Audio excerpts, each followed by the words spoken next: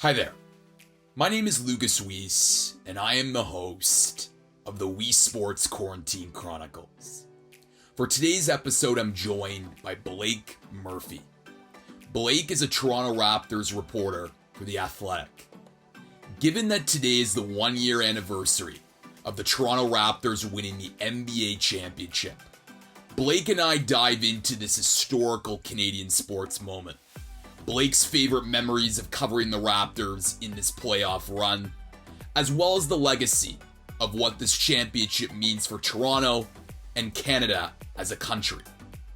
The Weesports Quarantine Chronicles is available on YouTube, Apple Podcasts, and Spotify. So make sure to like, rate, watch, and subscribe to all three of those channels. This is episode 34 of the Weesports Quarantine Chronicles. All right, on today's episode of the Weesports Quarantine Chronicles, I am joined by Blake Murphy. He is a Toronto Raptors writer at The Athletic. Blake, thanks so much for coming on the show, man. Thanks for having me, man. How are you? I'm good. I mean, it's, crazy times we're in, and I promise you that this podcast, I won't ask about the NBA returning because I'm sure your ears are already burning about all those questions and what basketball will look like in a little over a month if they do go back to Florida to resume the season. But yeah, emphasis on the if there. Yeah, I know, especially when we're recording this podcast, a lot of news coming out right now that's just sort of concerning whether it'll actually happen. I know there was a lot of excitement when the reports came out that both sides agreed, but now it's sort of like, maybe not. It's a lot harder to return a whole league back to play in midst of a pandemic. Yeah, it's one thing to say, yeah, we agree on, hey, we'll bring 22 teams, play 8 reseeding games, and then go into the playoffs. It's a whole nother thing to agree on, hey, what does the health and safety of our players, and if you're the MBPA, our membership, look like? And this is, I thankfully saw a lot of pushback on this, at least from NBA Twitter, when the original news came out. And yeah, obviously we're all excited. And from someone like my perspective, we have to break down what this means for the Raptors if things happen. But there are a lot of questions, and there's a lot of uncertainty. And on my part, just speaking personally, a lot of unease with what the plan currently looks like and what the reports are out there. And you read a Howard Beck or a Taylor Rooks or a Tom Haberstroh and Ethan Strauss, and they've all talked to medical experts or talked to players lower in the union rank.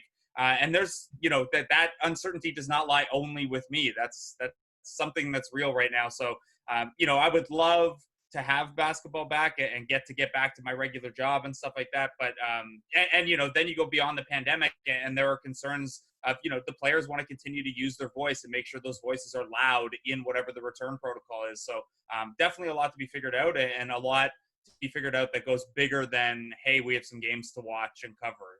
That's fun, but it's not, it's pretty far down the list right now. No doubt.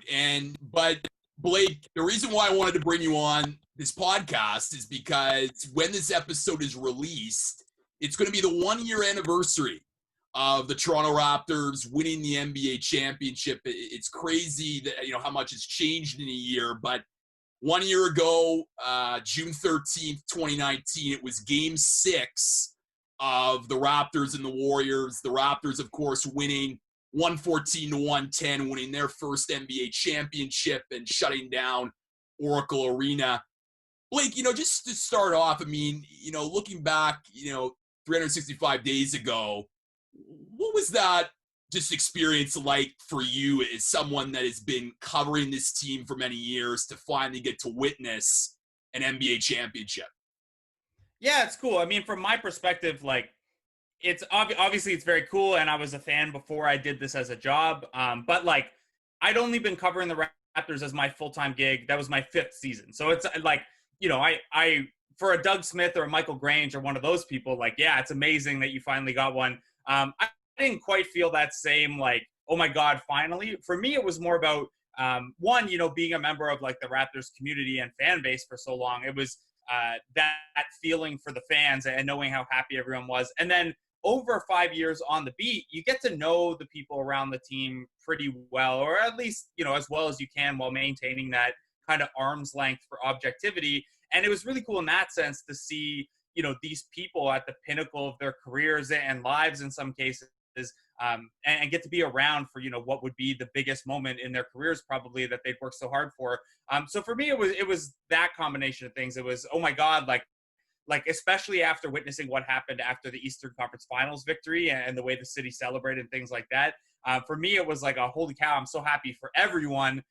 And then more narrowly, like getting to see, the people, the men and women around the team reach that pinnacle was amazing. And before we get into more of like, the specifics of Game 6, because I think, understanding the context that, that led up to that, obviously Game 5, the Raptors had a chance to clinch at home up 31 against the Golden State Warriors. And I feel like out of all the games in that playoff run, Blake, like Game 5 of the NBA Finals just had it all. Like you had, Kevin Durant come back for a brief moment, then he went down, and there was this jeering from the crowd, but then it got silenced and turned to like applause. The Raptors, went on a run. Kawhi Leonard was going off in the fourth quarter, and then you had the Warriors eventually win. Covering that as a reporter, like, it must have just been a lot of like, thinking about what's going to happen and just, at the edge of your seat, just thinking, it could be the Raptors and history made tonight, or I got to book a plane ticket back to the Bay Area to cover Game 6. Yeah, luckily I already had the ticket booked just in case, but it was cancelable.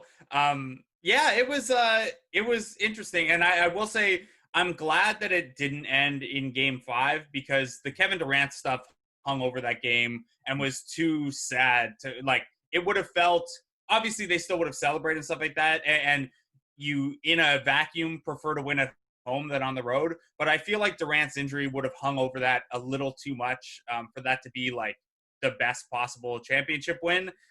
So obviously, my memories from that night fall largely on the Kevin Durant side. And obviously there was, still a game to cover, and I covered the game and I did my Raptors recalibration the next morning.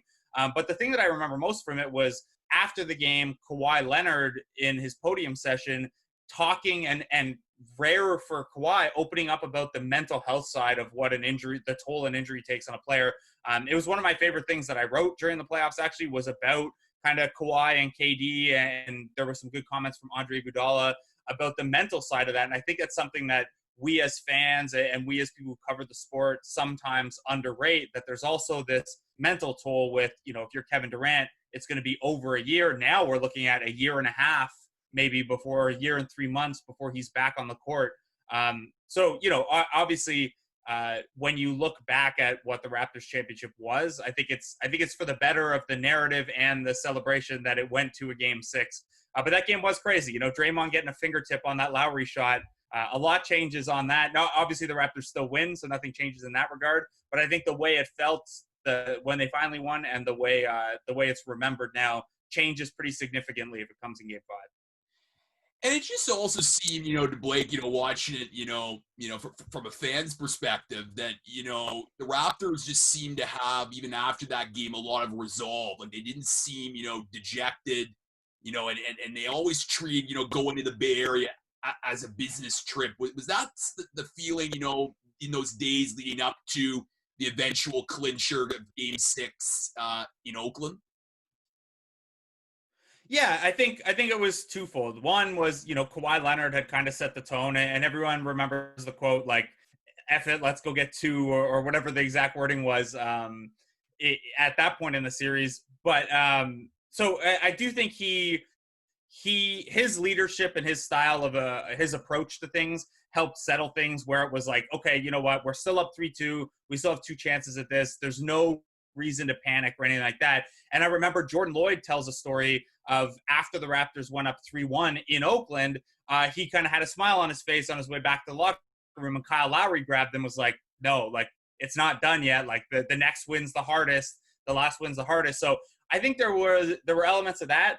And then I think, honestly, I don't know if anyone on the team would admit this to you, but I do think there was a sense of urgency for Game 6. Not panic necessarily, not like backs against the wall, but I think everyone knows, they went through the Game 7 with Philadelphia. They came back from 2-0 against Milwaukee. They know how tough a Game 7 is and how things can change in a series. I don't think anyone wanted any part of a game 7 with 2 more days off. And yeah, Clay was out at that point, but you didn't know that going into game 6 that Clay would get hurt. So yeah, I think there was, that resolve of like, we got this, don't panic, but also, this is the moment to get it done. Like, it's got to be game 6. And, Blake, as a writer, of course, you and Eric Kareen, covering the Raptors for The Athletic, and, you get to Oracle Arena for game 6.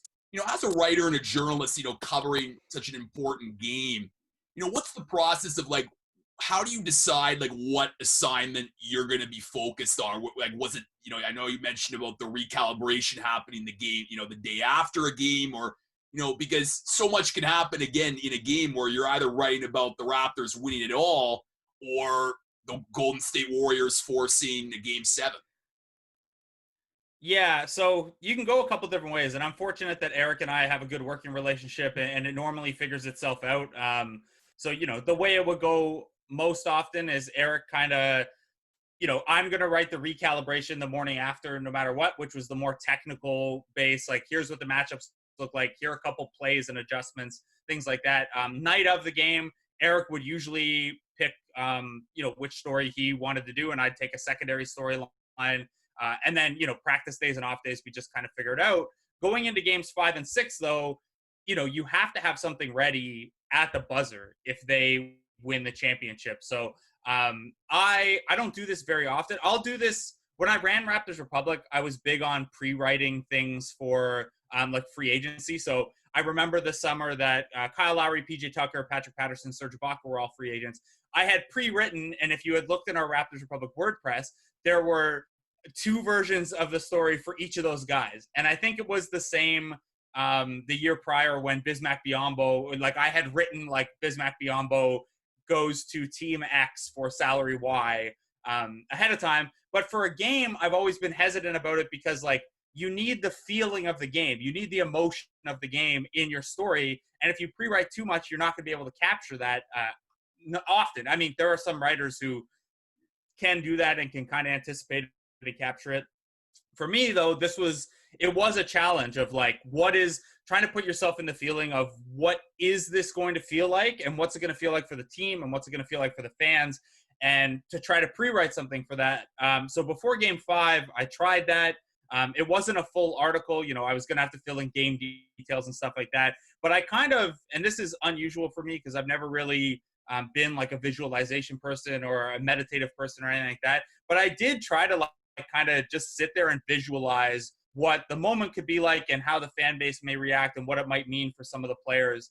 So that's kind of how I approached my at the buzzer story that I wrote before game 5. And then when game 6 ended, you need 10 minutes with it to fill in the proper details, change anything to see how you feel, if you feel any differently.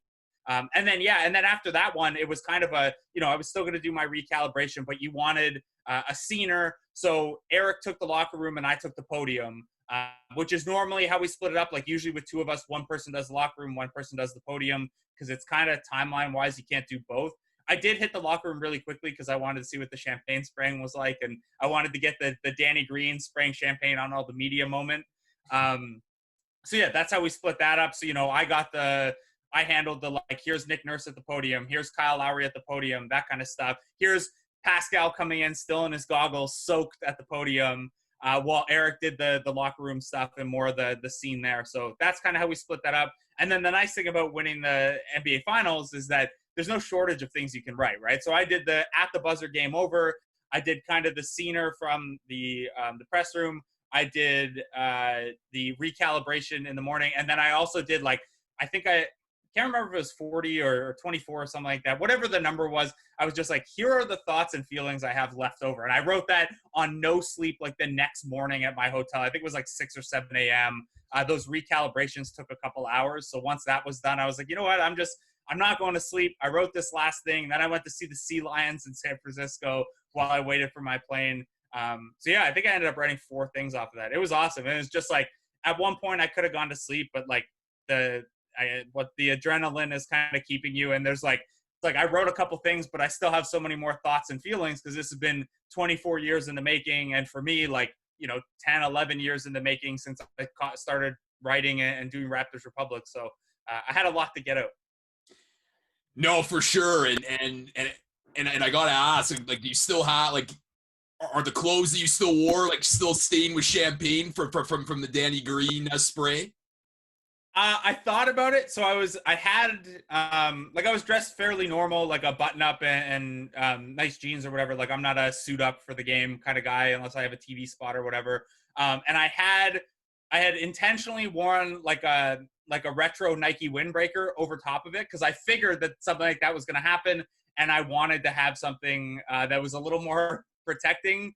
And my thought was to keep it and not wash it, but it started to smell so quickly that I ended up washing it not that long after. Like I didn't want to like keep it in like a hermetically sealed bag or anything like that. I just thought it'd be cool to have. But yeah, it started to get funky fairly quickly. So nothing like that. I always keep all my credentials from everything I do. So I still have the credential. I think Will, Lou, and I took a pic that night to get. Well, that was maybe the Eastern Conference Finals game that Will and I took a pic together. But yeah, I still have the jacket. It just doesn't smell like champagne anymore. No, fair enough. But no, that's great. It's what a lot of journalists dream of getting the opportunity to be able to cover that. But Blake, you mentioned about how you've been writing about the Raptors, and that that was your 5th season covering it as a full-time job. And I'm just sort of curious, because when you're writing on the playoffs and this whole run as a whole, there's a lot of writers, and there's a lot of writers trying to capture this historical moment. Do you just rely on, what you have been successful at doing, covering the Raptors to provide that, narrative and that, look at the games? Or did you have to adapt it all just to make yourself even more, better as a writer, covering this historical moment? Yeah, I mean, you always want to be better, for one thing. You can't really get complacent, and you want to find ways to improve. The big change for me was last season was the first season that I was full-time at one outlet.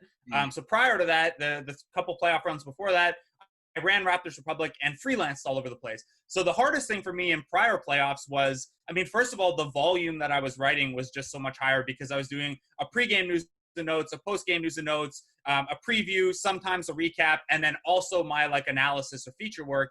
But the hardest thing was, I would spend 5 minutes after media availability, 5 or 10 minutes after media availability, every playoff game, like on the phone or emailing with editors. Like, what am I going to write for Vice? What am I going to write for The Athletic? What's getting saved for Raptors Republic?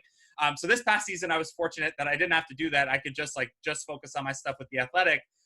But in terms of like, there are a lot of writers, one of the adjustments was The Athletic also has national level writers who were coming in for the finals or the conference finals and beyond. And I mean, it was pretty seamless to like coordinate with them. It's just another layer of like, Michael Lee has a good relationship with Kyle Lowry, and he's probably going to take any Kyle Lowry angle that comes up in the finals. So I have to have that in the back of my mind that like, okay, if there's a deep personal Lowry moment, I'm a huge Lowry guy, but Michael Lee is probably going to write that. So you keep things like that in mind.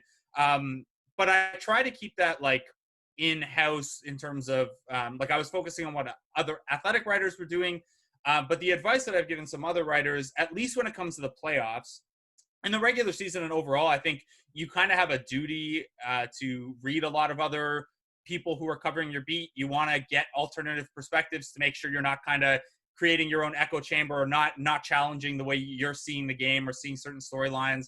You also, when I was running Raptors Republic, it's very important to keep an eye out for, who's a good writer that's coming up, who might be a fit for Raptors Republic, who might I be able to suggest to this freelance editor or whatever. But I do kind of change that approach in the playoffs, and I don't really read any other Raptors work. And what I've kind of told other people is like, once it comes down to the playoffs and it's higher leverage and you're worried about, am I writing the same thing someone else is writing? Keep your eyes on your own page in the playoffs, because like there's going to be so much content that it's impossible anyway for you to not like there's nothing, I can't write something that is going to be completely unique to that story, right? Like no one, maybe if I like really dug in on like a Jordan Lloyd or Malcolm Miller story in the finals, then I could have like, that would be mine and mine only. But the likelier thing is someone's going to have the same thought as you, or analyze the same play or want to tackle the same play or storyline. So eyes on your own page and just do, like, you've spent the whole season or your whole career getting to that point. Trust your work and trust your analysis and kind of eyes on your own page come playoff time. That's the approach I take anyway. I know some people who try to read everything to make sure they don't miss anything or because they're curious or because they're enjoying the content too. And I do that in the regular season, but playoff time, it's kind of.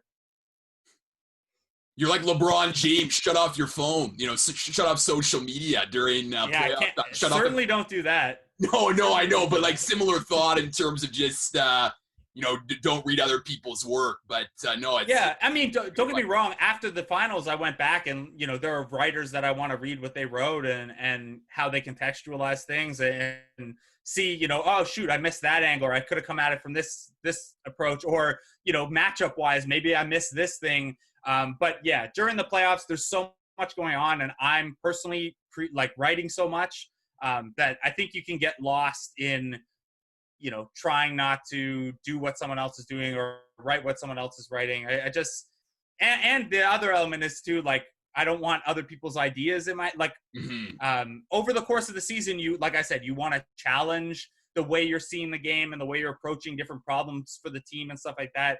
But you don't want to come playoff time. I ease up on that. And speaking of Kyle Lowry, his Game 6 performance to me was one of the most memorable of that game. Starting the game with the Raptors' first 11 points. And it just felt, exemplify what he's meant for the franchise. And there were different moments throughout the playoff run, whether it was his defense in Game 7 against Philadelphia. But it was just that moment, I feel like, in Game 6 where he just really took control and really just showed, why, let's face it, he's the best Raptor in franchise history. Yeah, I'm glad you mentioned Game 7 against Philadelphia, because I feel like that was the playoff game where he came closest to, I've kind of made up this fake Kalo bingo, where Kyle Lowry is going to check off all the very Lowry things, like yelling at a ref to give him the ball quickly so he can catch inbound and catch a defense getting back slowly, or taking a charge on Joel Embiid, or coming up with a dig down steal, all those little Lowry things. But yeah, what I think Game 6 against the Warriors exemplified was there's this entire Lowry area for the Raptors where, last year he was not the best player on the Raptors, but I think he's been the best player, or at least the most important player on the Raptors his entire run. And that hasn't always been the popular opinion. A lot of, people preferred DeMar DeRozan or thought he was more important because of points per game or because of, just different perspectives on basketball or whatever. And even this past year, Siakam steps into the number one scorer's role. I still thought Lowry was their best player and their most important player. And, this is the first year where the on-off numbers maybe don't back that up quite as much. But a lot of that has to do with all the injuries and the messy data and stuff. Anyway, I'm getting off the point. No. What I thought Game 6 was a good example of is how this entire time Lowry's been with the Raptors, he's been the most important piece and kind of the engine that drives everything. But he's kind of, the way he's impacted games has been a little more selective in that he forces his will on a game when it's necessary. So DeMar DeRozan's having a poor scoring night or a bad series. Kyle Lowry's then going to take over and drop 35 against the Heat in 2016. Or, Kawhi Leonard isn't getting it going at the start of Game 6 against the Warriors for whatever reason, and Kyle Lowry's going to take over and do it instead. Or, at times this year, Siakam doesn't have it clicking, so Lowry is going to become this extraordinary screener in crunch time, and Siakam's going to have an edge in every one-on-one because Lowry is just plowing guys on these borderline illegal screens. So I feel like Lowry has always done a good job of that, accepting that that people might see him as the 1B, even if he's not, and then taking over that 1A for these little spurts when the team needs it most, and finding the right moments to do that. I feel like he's done a great job of that over his entire Raptors tenure, and to start off the most important game in franchise history like that was pretty fitting and pretty exemplary of what Lowry's been as a Raptor, and how, more than what he's been as a Raptor, how he's embraced his role as kind of always being a co-number one, or, a subtler, I guess a 1B is the term for it, even though, again, he's been a 1A, especially during the DeRozan years. But yeah, I thought it was kind of a perfect Lowry, if not game, certainly a perfect Lowry quarter, and one of the best Lowry games for sure. Yeah, and like I think it also just shows the transformation. Like from when he first came to Toronto from Houston, and then what he's meant to the franchise, and obviously the difficult conversations after DeMar got traded with Raptors president Masai Ujiri, to then the fact he gets to hold the Larry OB, and you can just see that image of him, and just how his teammates responded to him, and his ability to carry that over into this season, Blake, where he's been that guy again, where he's really stepped it up in some really big games. Yeah, for sure. And you mentioned him getting the Larry OB first, and a moment that always sticks out to me is him and Masai had a very powerful hug after the Milwaukee Bucks series clincher, kind of when the confetti's coming down at Scotiabank Arena and stuff. They had a really powerful moment together. And I think to your point about where he came from, coming over from Houston, obviously that was a Colangelo move, but Ujiri had a hand in, do you want to stay here long term? Are you going to change who you are and be the guy, or are you going to accept that this is your reputation? And then, investing in him multiple times, contract wise and rebuilding wise. So that was really powerful. And then, in terms of how he carried it over to this year, I think he was right back into that, okay, maybe people are seeing Siakam as the best player because he's got the max deal now and because he's the leading scorer. But Lowry's back to kind of being the engine and being the most important player. And really, the biggest thing Lowry's always done so well is raising the play of everyone around him. And you look at, Serge Ibaka's comfort level as an offensive fulcrum when Gasol's out or off the bench, and that looks so much better when Lowry's feeding him those pocket passes. Or you look at, the fact that for a couple years in a row, guys have had a better three-point percentage when Lowry's the passer before the three-point shot than other guys. And that can be noisy, but those are the things that over the years, it's like, oh yeah, Kyle Lowry is really driving that. And then, in terms of embracing what the team needs from him, the fact that his usage is up, the fact that his scoring's up, the fact that he's using his drives to the rim to score a little bit more, those are skills that maybe in his age 34 season, we questioned. And, I remember having a chat with Seth Partnow of The Athletic before the season in an article we did, and it was like, can Lowry kind of fight off aging? And it was like, yeah, maybe, because he's aged well so far, but his finishing against contests on 2-pointers was like pretty worrisome, and Lowry somehow turned it back on that too. So we're at a point with Lowry now where, like, when does it stop? Like, next year we're going to restart here and he's 34, and then he's got the extension, so next year he's in his 34-35 season. It's like, you can't, it's never going to stop. Yeah, like we've got these two guys now where it's like Siakam, you can't bet against him consistently improving, and Lowry, you can't bet on him kind of hitting that back half, that decline phase yet. So it'll happen eventually. I just don't know when. Speaking of, never betting against certain people, I know Fred VanVleet was another big part of that Game 6, clincher against the Warriors. 12 points in the fourth quarter. And, of course, the Raptors, fan community knows, Fred, undrafted, going through the G League, bet on yourself. But it felt like in that Game 6, and it was building, of course, in the Milwaukee series and then the Golden State series, that the entire, basketball world saw what Fred VanVleet, was. And it just felt like in that Game 6, in that fourth quarter in particular, like, he could play, he was just playing basketball, and he just, found a way to hit those clutch shots. And of course, he became, known for the box and one defense on Steph Curry in the finals. So, in a different way with Kyle Lowry, given, his long tenure in the franchise, Fred just shows about, this guy never giving up, and look what happens. He's an NBA champion. Yeah, for sure. And, nobody loved that more than Hubie Brown, right? With the one NBA Finals MVP vote. It was awesome. And it's really one of the bigger what ifs of the playoff runs. And it's not that important one, but like in terms of how we think of things, like what is the opinion on Fred VanVleet if the Raptors lose to Milwaukee or lose to Philadelphia? Mm-hmm. Because it wasn't until the second half of the Milwaukee series that things really turned around for him. He was struggling against some of the length. The three-point shot was cold. Obviously, the Fred Jr. coming along, that's what everyone likes to joke, turn it around. Some of that was just regression on his three-point shot, but and then the confidence coming back after that.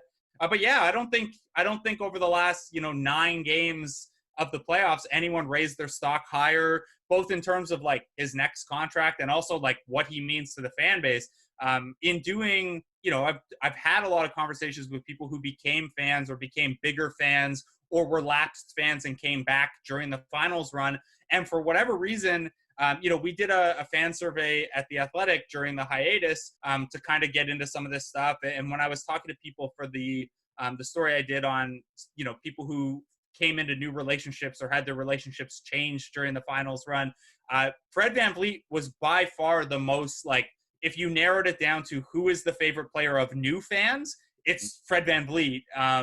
And like older, like the fans who've been around longer, it's pretty heavily Lowry. Pascal Siakam kind of splits those two groups. And then with new fans, I guess because of the underdog story and because of how he turned around the Eastern Conference Finals and his performance in Game 6, Fred VanVleet kind of became the guy that newer fans latched onto. So, he's going to be a forever, whatever happens in agency, he's going to be a forever part of Raptors lore now. And I think, a longtime favorite for a lot of people because of that. There's so many moments, Blake, throughout this, championship run. I mean, a lot of people look at, the Kawhi Leonard shot in Game 7 against the Sixers, Kawhi's dunk over Giannis Antetokounmpo in Game 6 of the Eastern Conference Final. Is there a moment that sticks out to you, looking at the whole run, that really was, a pinnacle Raptors moment? Yeah, I have two. I think my favorite, just for like weirdness, was the double overtime game against Milwaukee. Was just like, it was such a stupid game. Like all the weird, like Siakam missing the free throws, Lowry fouling out, Giannis fouling out, everyone being exhausted by the end. That was just like, that game was absurd, and it's like one of my favorite games that I've covered. And then the 26-3 run against Milwaukee. The Raptors have kind of built their identity on this whole everyone counts us out, we're always down, we always come back. They led the league in double-digit comebacks for I think 3 seasons in a row heading into last year. The We the North marketing campaign was based around the fact that they were, they're the other and they're slept on, and they accidentally got good that year. And then, their 2016 run had a lot of that as well. And then you have players like Lowry with the chip on his shoulder, Siakam, who, had this monumental rise, or VanVleet, who had to bet on himself, even Kawhi, who was, not a lottery pick and was left San Antonio. You have all these things pulling in that direction. And I think that getting down 2-0 to Milwaukee and then getting down huge in this pivotal Game 6 where, I don't, again, like the Golden State series, I don't think anyone wanted to go back to Milwaukee for a Game 7 with, the way things were going there. So I think that 26-3 run is, an important 7 or 8 minutes in franchise history. And you can look back, and there are so many, even this year, the 30-point comeback against Dallas, or you go back to 2016, and there's that, I think it was a 13-point comeback against the Pacers with Paul George sitting on the bench, with the Norman Powell dunk in Game 5 of that series. And there are these moments where the Raptors look like they're down, and they manage to kick out at the last possible second and fight back. And I thought that, obviously beating Golden State is the big thing. They were the defending champs, and yeah, they were hurt, but you still beat the Warriors. But it was that 26-3 run against the Bucks for me that was really, obviously it got them to the finals, but it was also, that was, I think, the best snapshot of like what this Raptors era was building to, and kind of what the Raptors were about these last few years. Yeah, I mean, definitely great points. And like for me, I throw in, like, this is not necessarily like, a moment on the basketball court, but it was just before Game 1 of the finals, and like, having the Canadian anthem, be played at an NBA finals. And it was just like watching it, just on, TV, like it was just, such a, moving experience, because, you look at those days leading up to the finals, like, the ESPN truck is in Jurassic Park, and, there's a lot of buzz around the city. There's Jurassic Parks popping up all over the country. And then, to have, your, national anthem being played, it was just a powerful moment, because, for many Raptors fans who have, lived through the highs, and of course, many, many lows, it was just, a real special opportunity to celebrate, this team, had finally made it to the NBA Finals, a team that wasn't from the United States. Yeah, for sure. And like I remember, pretty distinctly. Oh, obviously I was at Scotiabank Arena, but like they had redone section. I think it was 114 to like add additional media seats. So I'm like in a section I don't normally sit in. It's this makeshift desk, and I'm standing there for the anthem then. And in general, I'm not a big fan of anthems before sporting events. But in that case, yeah, I would say, yeah, there are probably three national anthems that I really remember as being like these big moments. One was I was at the first UFC in Canada when Georges St-Pierre won his championship back in Montreal, and that was a pretty amazing one. There was Canada-US World Baseball Classic at the Rogers Centre was a really big one, and then that one, game one of that series where the best thing to always do with the Canadian anthem in the playoffs in any sport really, but especially for Raptors game, is just hold the mic up like this and let the crowd go, right? No, for sure. And of course, Georges St-Pierre, Hall of Famer now. So, I mean, that's, pretty special there. Blake, your colleague Eric at The Athletic wrote, a piece, looking back, at the championship, but, saying that, you have to sort of look through it in the lens of what's going on right now. And obviously, there's a lot going on, whether it's protests in North America and around the world, whether it's the pandemic, which has affected a lot of, people.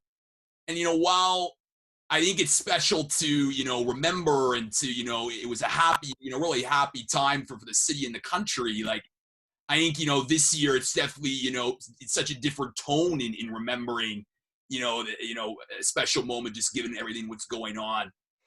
For you as a sports writer, like, I mean, what's that challenge been like, just to, try to, cover sports when, there's all this stuff going on right now? Yeah, I mean, part of obviously, the pandemic introduces some challenge in that there aren't games to cover, and you have to think a little outside the box with look back stuff or just different approaches to things. I've done some pretty nonsense articles or some pretty nonsense features. The people needed to hear from Ben Uzo, and they needed to know what actually happened with Landry Fields' wrist or elbow or whatever. So you get to do some stuff like that. Obviously, there's a challenge of not having games, but more importantly, I think, is that with the anti-Black racism movement that's happening, there's a level of responsibility as things pick up, if they continue to pick up, to not let the NBA be a distraction from that. It has to, we have to kind of find a way, and I don't mean we as in Eric and I mean we as a basketball community have to find a way to continue to drive that. And I know that that's something that the players are talking about a lot. There are reports, I think Howard Beck said today that and Taylor Rooks both reported that there have been some conference calls with players, some chats like this. And, part of those discussions are how do we make sure when the league returns, that's not us providing a distraction from people and us letting it slip from our minds. How do we use that to drive the conversation and continue to drive change? And I think that that's a responsibility that falls on all of us who cover the league as well, to keep in mind that, some people are going to use it as a distraction. And it's great that if an hour a day someone can unplug and read a Raptors article, but what we can't let happen is basketball's back. We stop, we stop talking about issues that matter to the Black community and matter to the basketball community. And I think what looking back on the Raptors championship run hopefully highlights for people is that, we came together as this giant Canadian basketball community of, 2 million for the parade and all across Canada and stuff like that. We can't, now that it's being highlighted that there are members of that community who are being left vulnerable, and there are communities within that community being left vulnerable and being murdered and things like that. We can't let those, we can't come together as a community when the Raptors win a championship and then, keep parts of that community at arm's length or act like we're not a part of that community, or those people aren't a part of our community when they need us the most and they need us to speak up and they're vulnerable and they need amplification and they need our voices to help drive change. So, that's something that falls on all of us as a basketball media and all of us as a society, but it's something that, over the last month, I've done a lot of reflecting on. Do I use my profile or my platform enough? And the answer is, I thought I was, but no, I wasn't, and we can do a lot more. And it's something I think we all will need to be vigilant about as basketball kind of returns, because we're probably not, because of the pandemic, going to have something like a championship parade again. But those community moments and moments of togetherness are important to remember. But you can't, like I said, you can't pick and choose, right? We can't all come together like a community like that in the good times and then decide not to when a part of that community needs help. Yeah, and it sort of leads into my final question for you, just talking about just the legacy of this championship, because I think you mentioned like a really true point, because I think a lot of people like to talk about how sports is this escape from reality and it's an escape from society, and it's just sort of is false. I mean, sports is very much synonymous with society, and like you said, like you just can't pick and choose what to come together for and what to forget about or just put off to the side. And I'm just curious, these anniversaries will happen every year at June 13th. It'll always be synonymous with the Raptors winning a championship. But for basketball in the world, I mean, what do you think the legacy of the Raptors winning the championship will be, just as the years go on and on? Yeah, I think Masai Ujiri said it best, I think. And he said this in conversation with Kayla Gray on a TSN special last week. He said that when the Raptors won a championship, and apologies if I don't have the exact wording here, it was a win for Canada, it was a win for Africa, it was a win for the world. And I think that's the best way to look at it. And you look at, from the Canada perspective, I don't think there's any question anymore that Canada can be a basketball country and that there is enough appetite for basketball in Canada. And there were, with the Grizzlies moving and the Raptors in their lean years, there were discussions of, is basketball only a Toronto thing? Can it be a Canada thing? The We the North marketing campaign kind of started to push that. But I think we saw last year, there's not really a question. Basketball is a real thing in Canada and people love it here. And I think that's important to the long-term health of the sport here. I think it's important in terms of, we see NBA record levels of Canadians in the league right now, and we credit that to kind of the post-Vince Carter effect. I think we're going to see that continue to grow, and you're going to see a post-Raptors championship effect of that as well down the line. And then I think, you look at Masai's comment about Africa, and I can't speak as much to the impact it's had there, but I've watched Serge Ibaka's documentary where he brought the trophy back there. I've watched Giants of Africa where Masai brought the trophy back there. I've heard Pascal Siakam tell me the stories of what it was like for Luc Mbah a Moute to go back there, or you hear Joel Embiid tell that, or you hear Luol Deng talk about what it was like when Dikembe Mutombo and Hakeem Olajuwon would do those things, or Manute Bol was maybe the example that Luol Deng used. I can't remember which thread goes to which player, but you can certainly look ahead at what that might look like. And it's not just that Masai Ujiri and Pascal Siakam are from Africa, it's that the Raptors have built kind of an international identity where they are pretty prominent across a number of countries. Marc Gasol coming from Spain, Sergio Scariolo coming from Italy. They have they have a lot of international background, and they've always had that. And I think that, it's going to help drive it in that way. And then, in terms of its impact on the world, I'm not going to sit here and be like, well, the Raptors championship changed the world.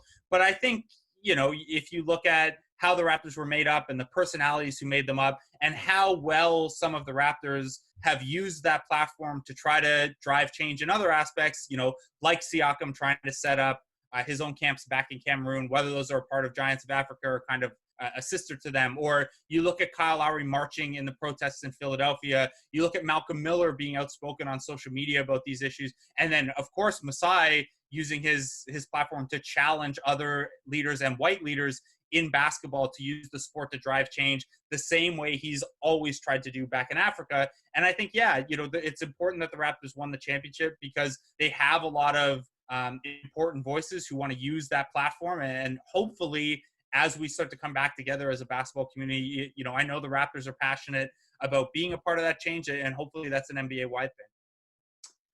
Blake Murphy, he is a writer for The Athletic covering the defending champion, Toronto Raptors. Blake, thanks so much for joining me today on the Weesports Quarantine Chronicles.